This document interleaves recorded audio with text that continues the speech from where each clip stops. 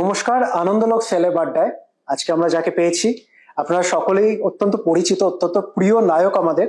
এবং একই সাথে অ্যাকশন, রোম্যান্স, কমেডি, মানে ভার্সেটালিটির আর একটা নাম হয়তো Ankush. Thank you Ankush, thank you so much আজকে আনন্দলোক সেলেব আড্ডায় আসার জন্য। থ্যাংক ইউ আর আপনারা সকলেই জানেন যে পুজোতে অঙ্কুশের ছবি আসছে রক্তবীজ 2, সেটা নিয়েও আড্ডা হবে, আরো অনেক কিছু নিয়ে আড্ডা হবে।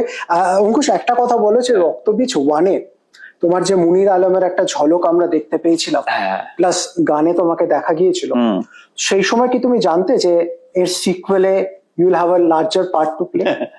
না, অ্যাকচুয়ালি যখন অলরেডি করছি তখন জানি যে কি, মানে যদি পার্ট 2 হয় তাহলে অবভিয়াসলি মুনির আলম একটা বড় ভূমিকা নেবে। কিন্তু যখন ইনিশিয়ালি ফোনটা এসেছিল শিবুদার, তখন সত্যি এটা আমি জানতাম না, কারণ সত্যি তখন অফারটা জাস্ট একটা আইটেম সং হিসেবেই এসেছিল।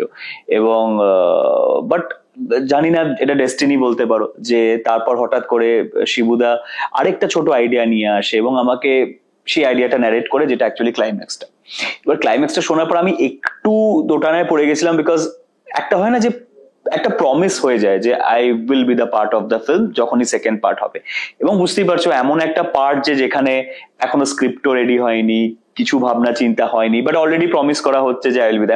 আমি শিবুদাকে বলেছিলাম, শিবুদা এটা মানে একটু আমি এখনো জানি না এটা কি। এখন শিবুদা বললো যে দেখ, এটা এখনো অব্দি ছবি যদি ভালো চলে we will think of second part, and obviously আমরা সবাই মিলে গল্প ন্যারেট করবো, তোর যদি ভালো লাগে এই লাগে। But I always wanted to work with শিবুদা নন্দিতাদি, অলওয়েজ। অ্যান্ড যেটাকে বলে ডেস্টিনি, যে কোথাও না কোথাও যে ভাবে হলো বিষয়টা ইজ ভেরি ইন্টারেস্টিং, যে একটা item song, just a guest appearance item song থেকে প্রপার রক্তবীজ 2 এর একটা part. So I feel very lucky. আচ্ছা, এই মুনির আলমের চরিত্রটার ক্ষেত্রে তুমি রক্তবীজ 1-এ তুমি যে মেন্টাল স্পেসে ছিল, আর রক্তবীজ 2-তে যে মেন্টাল স্পেসে আছো, কতটা পরিবর্তন? ভালো প্রশ্ন। অ্যাকচুয়ালি পুরোটাই।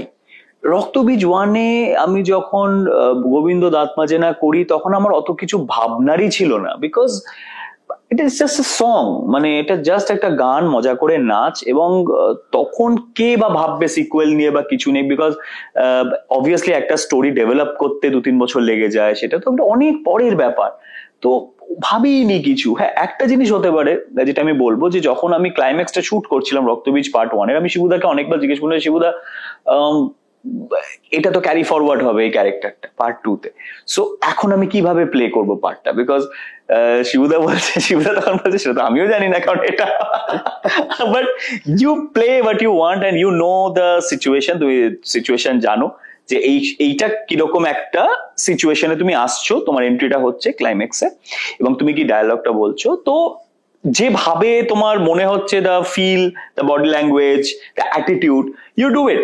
ওগুলো পরে ভাবা যাবে, তো অনেক পরের ব্যাপার। কারণ রক্তবীজ 2 এর এখনো তো স্টোরি ডেভেলপ হয় না, আমি তো সেটা বলতেও পারছি না এখন। তো সেই অর্থে একটা ভিলেন হয় না, যেটা ভিলেন যে অনেক কিছু প্ল্যান করেছে এবং সেই প্ল্যানটা এবার সে এক্সিকিউট করবে, ওই একটা মুড নিয়ে ওইটুকু পোর্শন। সো আমি সেইভাবে করেছি। বাট রক্তবীজ 2 এ তো হেভেন অ্যান্ড হেল ডিফারেন্স আমার, মানে ভাবনা চিন্তা, preparation, it's a proper character, তার এতগুলো শেড, তারই প্রায় 3-4টে গল্প বলা হচ্ছে তার জীবন নিয়ে, so various shades and all. তো সেই জায়গাটা নিয়ে তো অবশ্যই মানে heaven and hell difference preparation. আচ্ছা, magic, Raktabeej, Mirza, serious actor, quote unquote serious actor অঙ্কুশকে ডিরেক্টর প্রডিউসাররা এক্সপ্লোর করার, মানে তোমাকে এক্সপ্লোর করার কি এরকম সংখ্যাটা কম কেন? মানে অঙ্কুশ যে সিরিয়াস অ্যাক্টিং করতে পারে। অ্যাকচুয়ালি দেখো, আমার যখন শুরুটা হয়েছিল, আমার অনেক রমকম দিয়ে শুরু হয়েছিল, এবং আমার না মানুষের ভালোবাসাটা ম্যাক্সিমাম পাওয়াই রমকম ছবিগুলো দিয়ে। কারণ আজও ছোট ছোট বাচ্চারা আমাকে হরিপদ ব্যান্ডওয়ালা থেকে বেশি ভালোবাসে, কারণ যেহেতু মজার ক্যারেক্টার। এই বাচ্চারা আমার ম্যাক্সিমাম কমেডি ফিল্মস থেকেই, আমার যে বাচ্চা ফ্যান ফলোইং যদি বলো, সেগুলো ম্যাক্সিমাম কমেডি ফিল্মস থেকে। তো এবার যেটা অবশ্যই আমি, যেটা তুমি বললে যে আমি সব রকম ধরনেরই ছবি করতে চাই, ভার্সাটাইল অ্যাক্টরের ট্যাগ কে না পেতে চায়, তো সেটা আমার খিদে অবশ্যই আছে। বাট হ্যাঁ, হ্যাভিং সেড দ্যাট, সত্যি খুব এরকম ডিরেক্টরস এর সংখ্যাও তো খুব কম যে একটু আউট অফ দ্য বক্স একজনকে নিয়ে ভাববে বা যেটা আমি তো একে এটা দেখে এসেছি, সো আমি আর ওকে এইভাবে চাই না, আমি একটু অন্যভাবে এক্সপ্লোর করতে চাই। এরকম ডিরেক্টরও খুব কম থাকে যে আমার একটা কমেডি সিনেমা দেখে, আমার অ্যাক্টিং ক্যাপাবিলিটি দেখে রিয়েলাইজ করবে যে একে দিয়ে আমি সিরিয়াস করাতে পারি। কারণ 90% ডিরেক্টরস বা মেকার্স ভাবে এই কমেডিটা ভালো করে, তো একে দিয়ে আরেকটা কমেডি ভাবা যেত। সেফ খেলতে চাই। এক্স্যাক্টলি, সেফ খেলা বা আদার সাইডটা না ভিজুয়ালাইজ করতে পারে না অনেকে। এইগুলো তুমি কৌশিকদা বলো, গাঙ্গুলি বলো, বা তুমি শিবুদা বলো, টু সাম এক্সটেন্ট রাজদা বলতে পারো। রাজদা আমাকে দিয়ে কমেডিও করিয়েছে, আবার সিরিয়াসও করিয়েছে, কানামাছি বলো, দুর্গা মাইকি। So there are very handful of directors, খুবই কম ডিরেক্টরস আছে যারা অ্যাকচুয়ালি রিয়েলাইজ করতে পারে যে আমার একটা কমেডি সিনেমা দেখছে, বাট দেখে রিয়েলাইজ করছে যে he is a good actor, so he can play a serious বা অ্যান অ্যান্টাগনিস্ট ইভেন, সেটাও প্লে করতে পারবে। এই ভিশনটা খুব কম মানুষের আছে, তাই জন্য সেই সুযোগটা কম আসে। বাট আমি লাকি যে ম্যাজিক বলো, মির্জা তো চলো ঠিক আছে, আমারই প্ল্যানিং করা, সেটা একটা নিউ ডিরেক্টরস করেছে, বাট প্ল্যানিং আমারই। বাট এই রক্তবীজ বলো, যে এরকম করছি এই ধরনের ছবি। তো দর্শক হিসাবে তুমি কোন অঙ্কুশকে দেখে বেশি এন্টারটেইন হও, মানে কোন ধরনের? আমার ইন্টেন্স ক্যারেক্টার করতে খুব ভালো লাগে। I love to play, because কি হয় না, আমারও কমেডিটা খুব স্ট্রেস চায়, because very stressful comedy character ইয়ে করা। আমি যে মজাটা দেখে আমি হাসছি, সেই মজাটা দেখে আরো আমার সামনে 10 জন নাই হাসতে পারে, তার কাছে হয়তো মজা পাওয়াটা অন্য ধরনের। কেউ একটু সার্কাস্টিক কমেডি ভালোবাসে, কেউ লাউড ভালোবাসে, Tom and Jerry type comedy আর কি কেউ ভালোবাসে, কেউ একটু সিচুয়েশনাল কমেডি ফিল্ম ভালোবাসে। তো মানুষকে হাসানোটা প্রচন্ড ডিফিকাল্ট। তো আমার ক্ষেত্রেও খুব স্ট্রেস যায় যে আমি কি করব, কি অ্যাক্টিং এর প্যাটার্নটা ধরবো যাতে আমি সেই কমেডিটা বের করতে আনতে পারবো বা মানুষ হাসবে। সো আমায় যদি বলো, I love to play intense character. Okay, as a playing the character of Munir Alam, আর একবার ফিরে আসি। তো সন্ত্রাসবাদ বা সন্ত্রাসবাদী এখন বেশ অনেক বছর ধরে আমাদের একটা গভীর সমস্যা। তো তোমার কি মনে হয় এটা সুরাহা পাওয়ার সেরা উপায় কি হতে পারে, if you have any solution at all? দেখো, এটা কিছু কিছু জিনিস হয় না যে আলটিমেট আনলেস তুমি রুট কজটাকে অ্যানালাইজ করে সেটাকে উপরে ফেলে দিচ্ছ, ততক্ষণ এইগুলোর কোনোদিন কোনো সলিউশন বেরোবে না। এবং সেই জায়গাটার মধ্যে অনেক গিট আছে, অনেক প্যাঁচ আছে। সো ইটস ভেরি ডিফিকাল্ট সেই অর্থে বলতে গেলে। খুব বেশি ডিটেলসে গেলে কন্ট্রোভার্সি হয়ে যাবে, বাট অনেস্টলি বলতে এটা আমরা সবাই জানি, কিছু কিছু অনেক জায়গায় কিছু কিছু অনেক জিনিস ওপেন সিক্রেট আছে যেটা কেউ টাচ করতে চায়।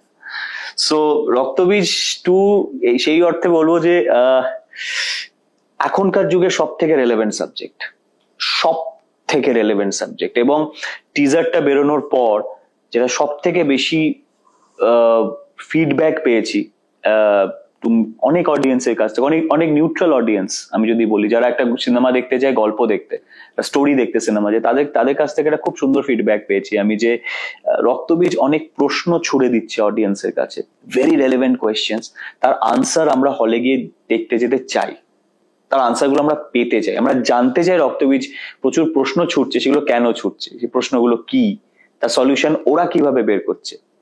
সো এই জিনিসটা আমার খুব পজিটিভ লেগেছে, এই ফিডব্যাক গুলো। সো ইয়েস, আমি খুব ডিটেলসে যদি এখন নাও বলি, সিনেমাটা রিলিজ আছে, বাট এখনকার যুগের সব থেকে রেলেভেন্ট সাবজেক্ট। আচ্ছা, মির্জা যখন প্রডিউস করলেন, আই এম শিওর মানে সবকিছু তো একদম যেরকম ভেবেছিলে পারফেক্ট হয় না, হ্যাঁ, অনেক রকমের আপস এন্ড ডাউনস প্রচুর। তো 3টে যদি ফ্যাক্টর বলি যেটা তুমি শিখেছো, যে ভুলটা থেকে শিখেছো, যেটা তো পরবর্তী ছবির ক্ষেত্রে তুমি অ্যাপ্লাই করবে, what will be those 3 factors as a producer? দেখো, প্রথমে বলবো আমার কোনো রিগ্রেট নেই কোনো কিছুতে, তার কারণ হচ্ছে ওই যে বচপনা বলো বা ওই জেদ বলো, এটা দরকার। এবং কিচ্ছু না ভেবে ঝাঁপিয়ে পড়া, যা হবে হবে দেখা যাবে, এটা একটু দরকার আছে। না হলে মানুষকে বিশ্বাস করে প্রতারিত হওয়া। এবং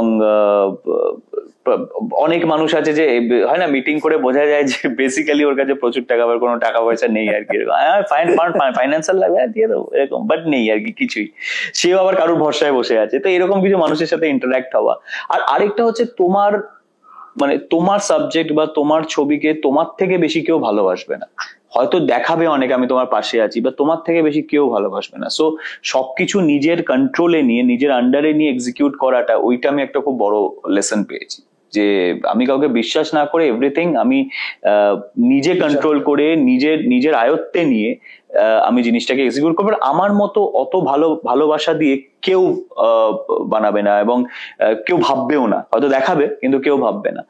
এবং আরো কিছু তুমি যদি বলো কিছু কিছু জিনিস যেটা একটু এই যে স্লো অ্যান্ড স্টেডি, ওই জিনিসটা আমি রিয়েলাইজ করেছি যে একটু স্লো অ্যান্ড স্টেডি, অত হটকারিতা নয় বা এরকম নয়, এই কিছু কিছু জিনিস। বাকি তো অনেক কিছু শিখেছি, ইন্ডাস্ট্রির ভেতরের অনেক নর্মস শিখেছি যেগুলো হয়তো আমি জানতামই না। যেমন আগে তো অ্যাজ অ্যান অ্যাক্টর হয়ে আমি তো নর্মাল যাচ্ছি, শুটিং করছি, প্রডিউসারকে ফোন করে বলছি কেমন চলছে, কেমন ফিডব্যাক, এইটুকুই ছিল। বাট এখন কি রিলিজ কিভাবে করতে হয়, প্রমোশনাল স্ট্র্যাটেজি কিভাবে বানাতে হয়, সেটা করতে গেলে কি কি হ্যাপা লাগে, এবং ডিস্ট্রিবিউশন কি করে করতে হয়, তো সেই জিনিসগুলো প্রথম ছবিটাই যেহেতু একটা অত বড় বাজেটের ছিল না, তো সব এক্সপিরিয়েন্স অলমোস্ট হয়ে গেছে। হয়তো একটা আমি ছোট বাজেটের কিছু একটা বানালে হয়তো ওই ভাস্ট এক্সপিরিয়েন্সটা হতো না। তো সব রকম এক্সপিরিয়েন্স এবার হয়ে গেছে একটা সিনেমা করে, বিকজ ভেবেইছিলাম খুব বড় ভাবে আর কি। এটা ইন্ডাস্ট্রি থেকে কতটা সাপোর্ট পেয়েছিল? প্রচুর সাপোর্ট পেয়েছিলাম, লেটস বি ভেরি অনেস্ট, প্রচুর সাপোর্ট পেয়েছিলাম। মানে সবাই সাপোর্ট করেছিল, সবাই ট্রেলার টিজার শেয়ার করেছিল, এবং প্রত্যেকে যে প্ল্যাটফর্মে গেছি প্রমোশনের জন্য হেল্প চাইতে সেখানে প্রমোশন করতে দেওয়া হয়েছিল, কোনো বাধা আসেনি, কিছু আসেনি। আর লেটস বি ভেরি অনেস্ট, আমার মির্জার আগে অনেক ছবি এরকম বেরিয়েছিল যেগুলো সেভাবে ওয়ার্ক করেনি। সো আমি ডিস্ট্রিবিউশন লেভেলে বলতে পারবো না যে গুরু আমার 500টা শো চাই, আমার 600টা শো চাই, হ্যাঁ, বিকজ আগের গুলো সেভাবে, মানে সেভাবেও বলবো না, খুবই খারাপ ভাবে ওয়ার্ক করেছিল। এবং সেই কারণে তা সত্ত্বেও আমি যেহেতু ওটা প্যাশনেটলি বানানো, যেহেতু ট্রেলার অত ভালো লেগেছিল প্রত্যেকটা এক্সিবিটরের, তো সেই কারণে আমি যথেষ্ট ভালো নাম্বার অফ শোজ বা থিয়েটার্স পাওয়া, সো হেল্প পেয়েছি, মানে মিথ্যা কথা বলবো না, ভালো হেল্প পেয়েছি। আই এম শিওর তোমার ফ্যানদের একটা প্রশ্ন থাকবে, মির্জা 2 কবে আসছে? আসবে, বিকজ এখন যেটা বললাম না কি কি শিখেছি, হ্যাঁ, ধৈর্য, গল্প, তারপরে প্রপারলি এক্সিকিউট করা। এখন আমরা যাই বলে নিই না কেন, ইভেন আমি যে রক্তবীজ 2 এর কথা, it's a very big budget film, কিন্তু আমাদের এই বিগ বাজেট বলি ঠিকই, কিন্তু তাতেও আমাদের একটা কোথাও একটা গিয়ে সীমাবদ্ধ আমাদের থাকতে হয়, আমাদের কোথাও একটা লিমিটেশন রাখতে হয়, বিকজ আমাদের অত থিয়েটার্স নেই। আমরা যদি অল আউটও যাই তাতেও আমরা কত হবে, maximum 500 shows, number of shows এর কথা আমি বলছি, থিয়েটার্স তো আরো কম। তো এর থেকে কত রেভিনিউ ম্যাক্সিমাম আসতে পারে, তার উপর কম্পিটিশন আছে, হয়তো কেউ ক্ল্যাশ করলো আমার সাথে, সবকিছু মিলেই একটা রেভিনিউ স্ট্রাকচার কি আছে দেখতে হয়। তার মধ্যে থেকে একটা ভালো ছবি, একটা ঠিকঠাক বাজেটে একটা ভালো ছবি প্রপার এক্সিকিউশন করে কিভাবে করতে, pre planning is very important. তার জন্য প্রি প্ল্যানিং না থাকলে হয়তো কিছু আননেসেসারি স্পেন্ডিং তোমার হয়ে যাবে, যেটা তোমার হাতে থাকবে না। সেটাও মির্জা 2 থেকে আমি শিখেছি, সো তাই জন্য এই মির্জা 1 থেকে শিখেছি, সরি। তো তাই জন্যই এক প্রপার প্ল্যানিং করে নামতে চাইছি। আচ্ছা, নারী চরিত্র বেজায় জটিল, তোমার পরের ছবি, এটার আইডিয়া কোথা থেকে ডেরাইভ করলে? এইটার আইডিয়া আমার মানে এইটা একটা এমন কনসেপ্ট যেটা প্রত্যেকটা সবসময় যখন বন্ধু বান্ধবের সাথেও আড্ডা মারি তখনও এই যে পুরুষ নারীর ভার্সেস যে ব্যাপারটা, কে জটিল কে সরল, এটা নিয়ে আলোচনা, তো ভেরি খুব রেলেভেন্ট সাবজেক্ট এটা, ওই কারণে। তো আর নামটাও খুব ফেমাস গান থেকে নেওয়া, তো সেই কারণে ওখান থেকে একটা আইডিয়া মাথায় আসে, তারপর সেটাকে ডেভেলপ করা হয়, নিয়ে করা হয়, এন্ড সেটা নিয়ে পরে একদিন পুরো বিস্তারিত কথা বলবো, এই ইন্টারভিউতে খুব বেশি বলছি না, but it will be another very relevant. And যেটা তুমি বলছিলে যে কমেডি জনার বা একটা proper story oriented sensible realistic comedy, সেটা নারী চরিত্র বেজায় জটিল। সত্যি কি নারী চরিত্ররা জটিল হয়? সেটা আমি তখন বলবো যখন সিনেমার পর্দায় বলছি না, বাস্তব জীবনে, কারণ তুমি তো বাস্তব জীবনে বহু নারীর মনে জায়গা করে নিয়েছো। অ্যাকচুয়ালি জটিল শব্দটা না, আমি ঠিক জটিলটা কতটা, এটা আমি সিনেমার ক্ষেত্রে তো আমরা একটা গল্প বলছি, মজা করছি, অনেক দিক দেখাচ্ছি বলে সেটা একটা টাইটেল হতেই পারে, কিন্তু রিয়েল লাইফে না জটিল শব্দটা will be a little negative, but yes, maybe তারা পজিটিভ নেগেটিভ মিলিয়েই অনেক কিছু ভাবে তারা, এবং সেইটা হয়তো অনেকে বুঝতে পারে না। আমার অনেকে বলেন যে মেয়েদেরকে বোঝাতে যেও না, মেয়েদেরকে বুঝতে শেখো, হ্যাঁ। তো অনেকে হয় যারা বুঝতে বুঝতে ফেড আপ হয়ে গিয়ে বোঝাতে যায়, তো তাদের কাছে জটিল, তো সেরকম পুরুষ অনেক আছে।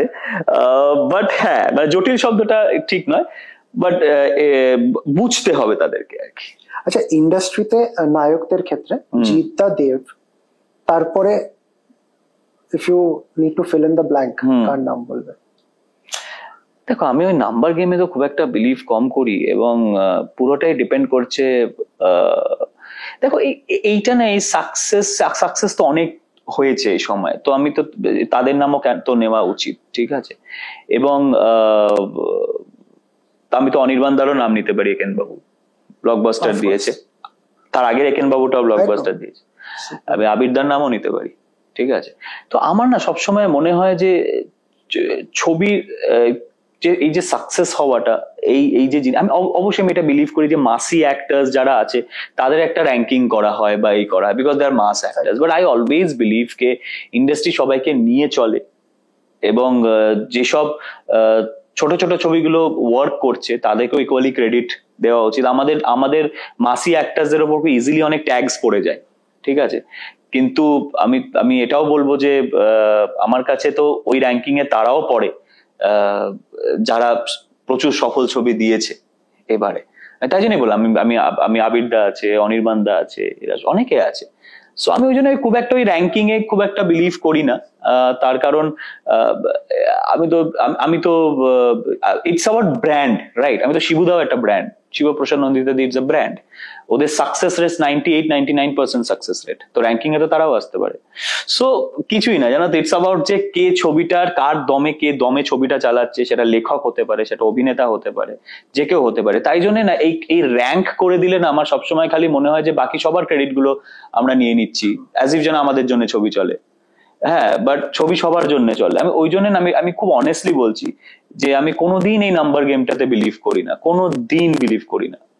আর যদি সেটাই হয় তাহলে সেই ক্রেডিটটা আমি যেটা বললাম যে সেই ক্রেডিটটা একেন বাবু কোনো অনির্বাণদা কেন পাবে না, সেই ক্রেডিটটা বহুরূপী বোমকেশ করে আবিরদা কেন পাবে না, রাইট? সেই ক্রেডিটটা এক যে ছিল রাজা বা এরা করে যিশুদা কেন পাবে না, ফর এক্সাম্পল আমি যদি বলি। So I don't believe in all this number games. আচ্ছা, তোমার কি মনে হয় যে ইন্ডাস্ট্রিতে বর্তমান যুগে রাজনীতি ঢোকার পরে তোমাদের যে সহকর্মীদের মধ্যে যে সম্পর্ক সেখানে কিছুটা হলো চির ধরেছে? এই ধরো প্রযোজক, তুমি একজন প্রযোজক, এই এত ফেডারেশন, এই ইউনিয়ন, এই টেকনিশিয়ান নিয়ে এত সমস্যা হলো, এখন দেখা গেল একদল এইদিকে হয়ে গেল, একদল কিছু লোক এখনো লড়াই চালিয়ে যাচ্ছে। তো তুমি যেহেতু অ্যাজ এ প্রডিউসার তোমার কি টেক এখানে? এবং সত্যি কি অ্যাজ এ প্রডিউসার তোমারও সমস্যা হতো, যেটা অনেক প্রডিউসার যে টপিকটা রেজ করেছিল যে যতটা পরিমাণ ক্রুর দরকার নেই ততটা পরিমাণ নাকি বাধ্য করে নেওয়া হচ্ছে? আমি না একটা কথা এটাতে বলতে চাই যে যারা যেটাই ভাবুক না কেন সেটা for the betterment of the industry ভাবুক, আর কিচ্ছু না। অনেকের কারুর মত এদিকে কারুর মত ওদিকে থাকতেই পারে। তো আমার খালি একটাই রিকোয়েস্ট যে যারাই যে নিয়মই ধার্য হোক না কেন ইন্ডাস্ট্রির জন্য, সেটা যেন ইন্ডাস্ট্রির ভালোর জন্য হোক। এবং অবশ্যই যত মানে কি বলে না যে more hands to work more brains to think kind of একটা কথা আছে, যে অবশ্যই যত মানুষ কাজ করবে আমাদের সিনেমা তো ভালো হবেই, কিন্তু তারা এফিশিয়েন্ট যেন হয়। আমি মির্জাতে কিন্তু ভুক্তভোগী হয়েছি কিছু ক্ষেত্রে, তারা যেন সত্যি এফিশিয়েন্ট হয়। মানে আমি এমনও হয়েছে, আমাদের একজন ফাইটার্স আছে যে বলেছে মানে যে সারাদিন শুধু বসে বসে মুড়ি খেয়েছে, একটা শট দেয়নি পর্যন্ত, ঠিক আছে? তো সেটা আমার সিনেমার ক্ষেত্রে ক্ষতি। আমি 500 জনকে নিতেও আমার অসুবিধা নেই, কিন্তু আমি ওই জন্যই বলছি যে যাই নিয়ম ধার্য হোক সেটা যেন for the betterment of the ইন্ডাস্ট্রির হয়। আমাদের একজন ফাইটার্স ছিল যাকে বলেছে, সে তো ফাইটার, তাকে বলেছে যে তুমি এখান থেকে জাম্প করে তুমি এই কিছু কাঁচ না কি আছে ভেঙে পড়বে। ও অত কিছু করতে হবে? তাহলে আমি 10,000 টাকা বেশি নেবো। অন স্পট ও প্রপার টাকা পয়সা দেওয়া হয়েছে, ও তো ফাইটারদের তো তাই কাজ। এখন আমি যদি বলি আমি 5টা এক্সপ্রেশন আমাকে বেশি দিতে হবে, তাহলে তো আমি 50 টাকা বেশি নেবো, আমাকে 5টা এক্সপ্রেশন বেশি দিতে হচ্ছে। আমি যে কটা এক্সপ্রেশন ভেবে এসেছি ওই কটাই দেবো, এটা তো আমার জব না, আমি এটা বলতে পারি না। সো আমি ওই ধরনের মানুষজন চাই না। এবং ওই শটটা আমাদের বাইরে থেকে আসা, যে আমাদের ইন্ডাস্ট্রির কেউ নয়, সে এসে সাউথের টেকনিশিয়ান এসে ওই শটটা দিয়ে গেল। বলছে তুমি এটা করবে না? ওটা জিজ্ঞেস করছে, বলছে না না না, আমাকে বলা হয়নি যে আমাকে ঝাঁপিয়ে ওটা ভেঙে পড়তে হবে, আমি পারবো না ওইসব। এমনি একটু ঘুষি ঠিক আছে, আমি ওইসব ঝাঁপিয়ে ওসব পড়তে পারবো না, তাহলে আমাকে এত টাকা বেশি দিতে হবে। What is this? সো আমার আর কিছু না, মানে এবং সেটা খুব অ্যারোগেন্ট ওয়েতে বলা, ঠিক আছে? তো আমার কোনো অসুবিধা নেই, কিন্তু ইট শুড যে আমার ফিল্মটাকে যেন ভালো করে দেয়, যে কটা মানুষ ইনভলভ আছে সে যেন আমার ফিল্মটাকে আপলিফট করে, তাকে দিয়ে যেন সত্যি ফিল্ম ভালো হয়। কারণ ফিল্ম টিকলে, ইন্ডাস্ট্রি টিকলে সবাই খেতে পাবে, সব ভালো থাকবে। সো এমন কোনো যেন নিয়ম ধার্য না হয়, সেটা যে তরফ থেকেই হতে পারে, যেটাতে ফিল্মের ক্ষতি হোক, ফিল্মের বেটারমেন্ট হোক, সেই সব নিয়ম সারা হবে। আচ্ছা, সেলিব্রিটিসরা জেনারেলি সফট টার্গেট হয়ে থাকে, তোমাদের নিয়মিত ট্রোল করা হয়। বাংলার বুকে দাঁড়িয়ে একজন সেলিব্রিটি হিসেবে তোমার ক্রিয়েটিভ বলো বা এমনি স্বাধীনতা কতটা আছে বলে মনে হয়? ধরো এই সম্প্রতি ধরো অনির্বাণের হুলিগানিজমের একটা গান, সেটা নিয়ে বিভিন্ন রকমের কটাক্ষ করা হচ্ছে। এই ছবির একটা গান আছে, আমাদের রক্তবীজ 2 এর একটা গান আছে, যেটা নিয়ে প্রচুর চর্চা হয়েছে, গানের লিরিক্স নিয়ে প্রচুর চর্চা হয়েছে। তো অ্যাজ এ সেলিব্রিটি তোমার এটা কি মনে হয়? বা আজকে যদি কোনো তোমার রাজ্যে একটা কোনো দুর্ঘটনা ঘটে, কেন কোনো কিছু একটা আর্জিকর হোক, একটা দুর্নীতি হোক, সেটার বিরুদ্ধে যখন প্রোটেস্ট করতে যাও, তোমার মনে কতটা ভয় থাকে যে এটা কি করা উচিত হবে? হয়তো ইচ্ছে হচ্ছে, কিন্তু দেখো এটা অবশ্যই, দেখো সেলিব্রিটিরা সফট টার্গেট বলো বা যেটাই বলো, যেটা হয় যে সবসময় লাইমলাইটে চলে আসে সবকিছু জিনিসটা। এবার এটা না শুধু যে কোনো জিনিস বলবে, সবার একটা একটা একটা ডিফারেন্স ইন ওপিনিয়ন থাকেই থাকে ইন এনি কেসেস। কিন্তু এটা দুটো বন্ধু একটা ঘরের মধ্যে নর্মালি আলোচনা করছে তাদের ডিফারেন্স ইন ওপিনিয়নে, ঠিক আছে, সেইটা তো কারোর নজরে আসছে না বা কিছু হচ্ছে না। যখনই এটা ক্যামেরার সামনে আসছে সেটা নিয়ে কন্ট্রোভার্সি। এইটা না তুমি এতগুলো এক্সাম্পল দিলে, আমি আরো 500টা এক্সাম্পল দিতে পারি, ঠিক আছে। তো এইগুলো না হবেই হবে। যেমন আমার আমার আমার বেস্ট ফ্রেন্ড মানে একটা কমপ্লিটলি একটা অন্য পার্টি সাপোর্ট করে, ঠিক আছে, কি পার্টি আমি বলছি না, একটা সামথিং একটা পার্টি সাপোর্ট করে, এবং ও জানে মেবি হয়তো ওই পার্টিকে আমি সাপোর্ট করি না, কাইন্ড অফ। তো সেটা নিয়ে আমাদের না হাসি ঠাট্টা করে আলোচনা হয়, ঠিক আছে, কোনো সময় খুব একটা কনস্ট্রাকটিভ আলোচনাও হয়। বাট এই যে আলোচনাটা যখনই এটা ক্যামেরার সামনে আসবে না, হয় কেউ আমাকে ভুল বুঝবে, নয় কেউ ওকে ভুল বুঝবে, ভাইসি ভার্সা। তো এই জিনিসটা না হবেই হবে। তো সেলিব্রিটি, শুধু সেলিব্রিটি বলে আমি বলছি না, হ্যাঁ মানে সেলিব্রিটিরা সব থেকে যেটা জিনিস হয়ে যায় যে অবশ্যই সব সময় একটা লাইমলাইটের মধ্যে থাকা বা ইয়ে করা।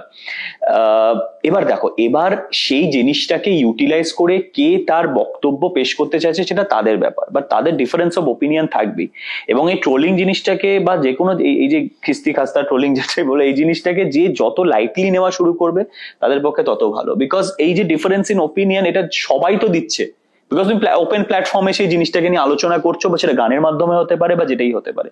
তোমার বক্তব্যের ওপর 100 জন এগ্রি করবে, 500 জন এগ্রি করবে না, তো সেটা নিয়ে লেখাতে হবেই। এবার সেটারই কোনোটা গালাগালের মাধ্যমে আসছে, কোনোটা খুব কনস্ট্রাকটিভ ওয়েতে আসছে লেখাটা, কোনোটা ডিস্ট্রাকটিভ ওয়েতে আসছে, you have to handle it. এটা কিছু করার নেই, দিস ইজ আওয়ার লাইফ। তার মানে ক্যামেরার সামনে তোমাকে কিছুটা হলেও ডিপ্লোম্যাটিক থাকতে হবে। হ্যাঁ, এবার সবসময় মনে হয় যে কে হ্যাপা নেবে ভাই, সকালে উঠে সারাদিন নিউজ পেপারে দেখবো এই হেডলাইন ওই হেডলাইন, এই বলছে এই কি বলছে, কমেন্টসে উল্টো পাল্টা বলছে, আবার যারা সাপোর্ট করছে তারা আবার যারা উল্টো পাল্টা বলছে তাদের মধ্যে ঝগড়া লেগে যাচ্ছে, এই হচ্ছে। So we all need a peaceful life, কারণ অ্যাক্টিংটা বিশাল স্ট্রেসফুল জিনিস, তো মাথা অনেকটা ফাঁকা করে একটা অভিনয় করতে, এখন ক্যামেরা তো সব ধরে নেয়। সারাদিন সকালবেলা আমাকে নিয়ে কি কথা হচ্ছে, আমাকে কে কি উল্টো পাল্টা বলছে, সেইটা মাথায় রেখে যখন আমরা ক্যামেরা অ্যাক্টিংটা করতে যাই, সেটা ক্যামেরায় ধরা পড়ে। তো কোথাও না কোথাও ওই হেডেক গুলো থেকে দূরে থেকে অনেকেই হয়তো ভাবে যে ভাই ভেবে কথা বলি, ভাই বলবোই না এটা নিয়ে, অ্যাটলিস্ট ক্যামেরার সামনে কিছু আসবো না। কিন্তু এটাও তো ঠিক যে তোমরা যেহেতু সেলিব্রিটি, সাধারণ মানুষের কাছে তোমরা একটা ইন্সপিরেশন, তারাও হয়তো তোমাদের দিকে তাকিয়ে থাকে যে তোমরা তাদেরকে কিভাবে অনুপ্রাণিত করবে। বা কি বলি বলতো, এটা না দুটো দিকই আছে, এটার পজিটিভ নেগেটিভ দুটো দিকই আছে, বুঝতে পারলে। মানে মুশকিলটা হয়ে যায় যে সবই তো মানুষ না, এখন মানুষের ডাউনফল দেখতে খুব ভালোবাসে। যারা অনুপ্রাণিত হয় তারাই না ডাউনফল দেখার সময় খুব মজা পায়, বিশ্বাস করো।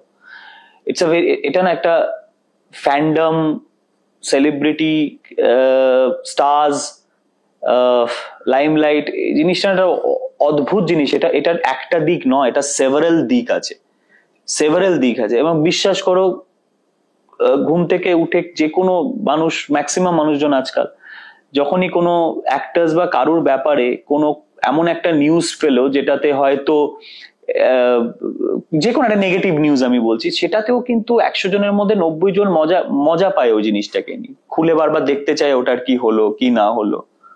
হ্যাঁ, হয়তো কোনো ইন্সপিরেশনাল কোট দিতে গিয়েই ফেসেছে, কিন্তু ইন্সপিরেশনাল কিছু কোট দিতে গিয়ে হয়তো ওর সাথে এই ঘটনা কিছু হয়েছে, কিন্তু তাতেও দেখবে প্রচুর জন মজা পায় যে এ ফেসে গেছে, এ হয়েছে।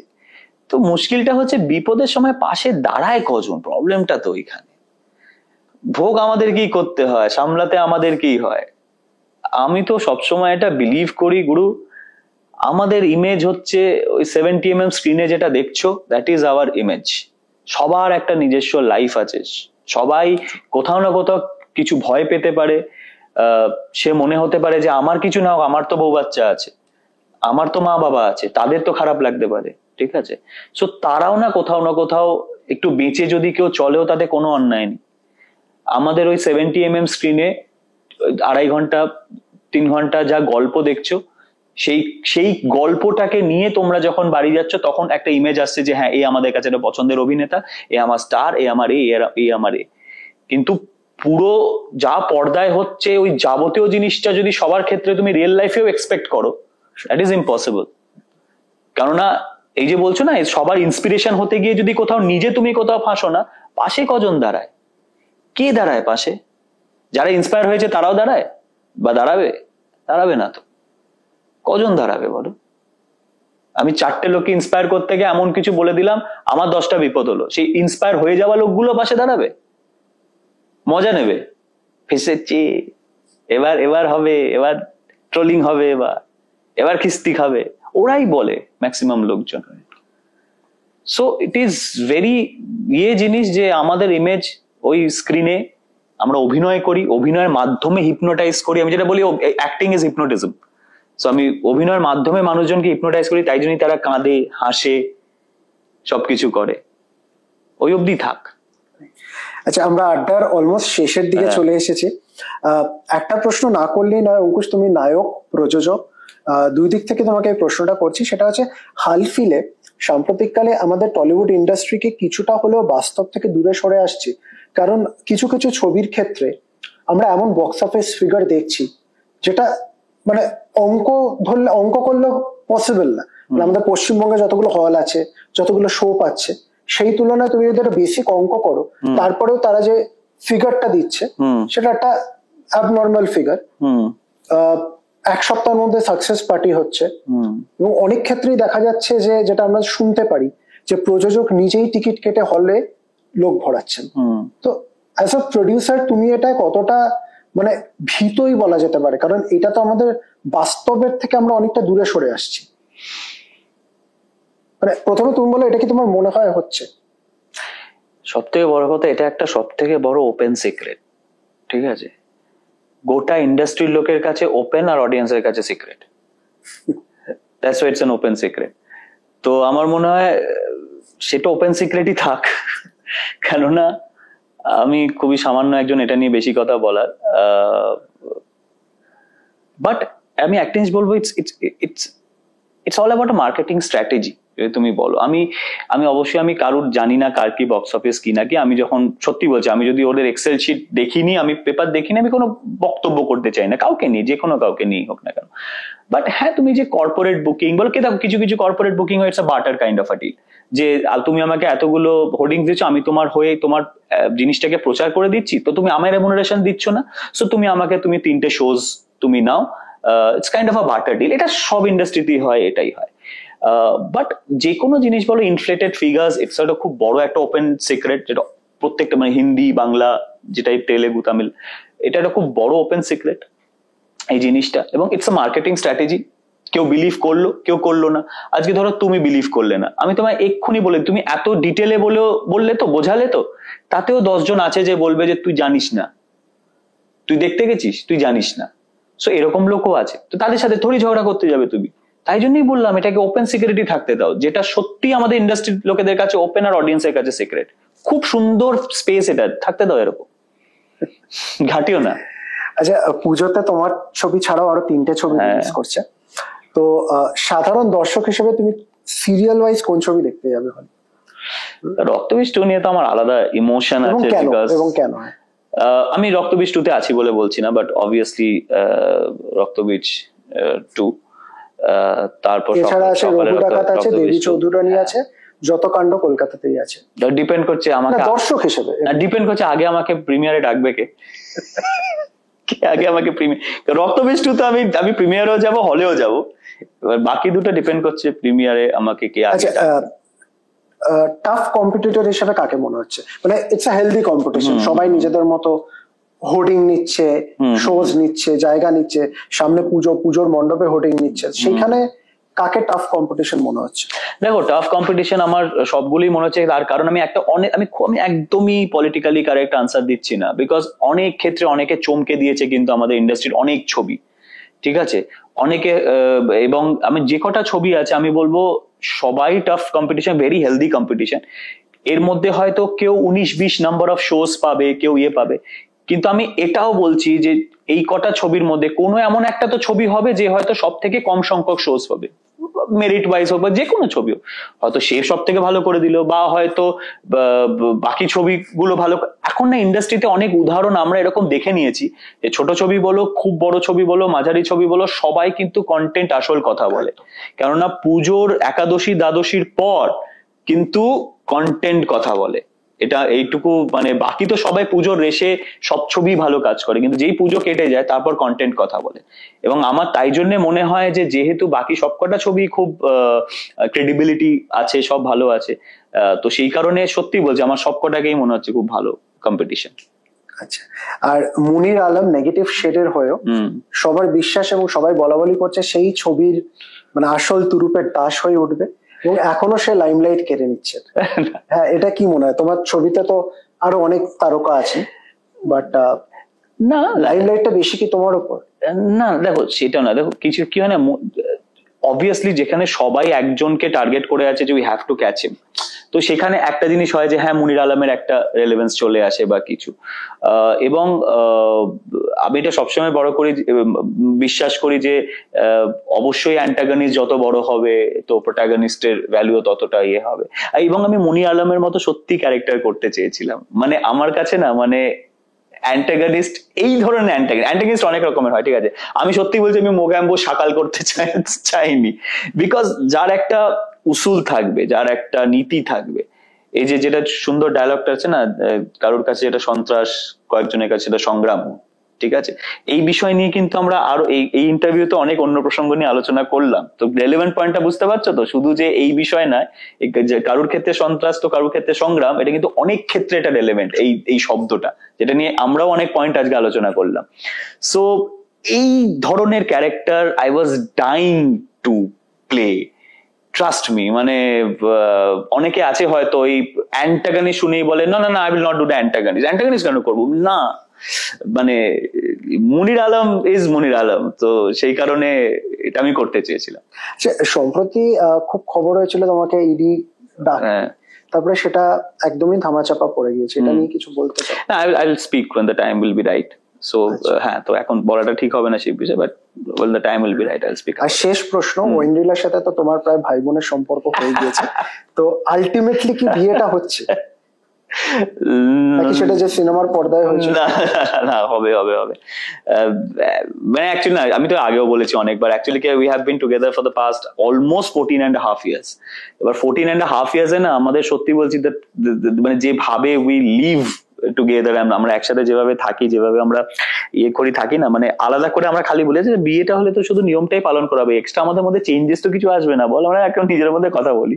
সো তাই জন্যই আমার মনে হয় যে ওরও এখন ফোকাসটা completely on films, because television থেকে যেখানে এত নাম করেছে সেখান থেকে সবে ফিল্মের জার্নি স্টার্ট করেছে, things are going touch wood well, reality shows করছে, সবকিছু করছে, তো ও না ওই জিনিসটার মধ্যে এখন কনসেন্ট্রেট বেশি করতে চাইছে, এবং আমিও তাই, এবং দুজনের মধ্যে না কোথাও ওই জিনিসটা এখন নেই তো যে আচ্ছা এখানে করতে চাইছে না, এর নিশ্চয়ই ধান্দা খারাপ, এই ব্যাপারটা থেকে না আমরা বেরিয়ে এসেছি পুরোপুরি ভাবে, তো we so much trust we have on each other না, তো এই বিয়ে জিনিসটা না হলে আমার খালি মনে হবে যে ও এত ওভার অ্যাম্বিশিয়াস, বিয়ে করছে না, ওর কাছে কি তাহলে এটা ইম্পর্টেন্ট নয়, বা ও ভাইসি ভার্সা, ও ভাবছে হয়তো ও বিয়ে করছে না কেন, তো আমার নিশ্চয়ই কোনো ব্যাপার আছে কি করতে চায় না, মানে এই জিনিসটা থেকে আমরা বেরিয়ে এসেছি, আজ থেকে প্রায় 5-6 বছর আগে বেরিয়ে এসেছি জিনিসটা থেকে।